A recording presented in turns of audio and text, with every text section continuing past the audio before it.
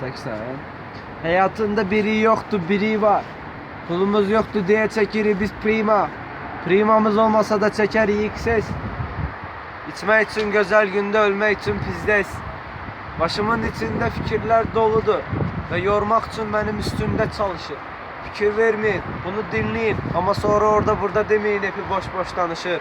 Freestyle'ımın mağzu olur, hepinin öz terzi olur. Ona göre tutuzdurup beynimize sokum onu. Çoxu dolup üstümüze gelir.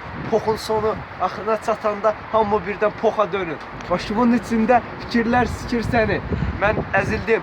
Yok, ben ezilmedim. Ezilen sizlersiz. Seni sikeceğim. Seni de sikeceğim ama seni sikmeyeceğim. Çünkü sen sikilen tarafsan. Başımın içinde düşünceler var. Fikirleşirsen ki hepi niye bomba edir bu işi.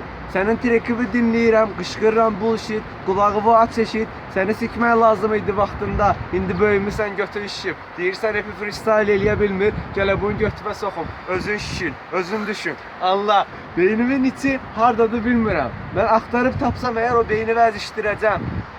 Gəlir gələcək deyə düşünürsən azrəkdən, xuy gələcək. Axırı yoxdur bu işin. Heç vaxt olmaz.